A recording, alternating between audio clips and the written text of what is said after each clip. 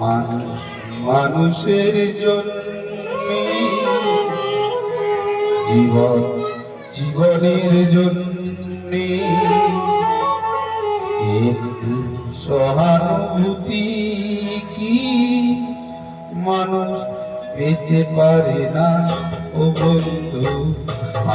মানুষের জন্য, জীবন জীবনের জন্য একটু সহানুভূতি কি মানুষ পেতে পারে না ও বন্ধু? মানুষের জন্য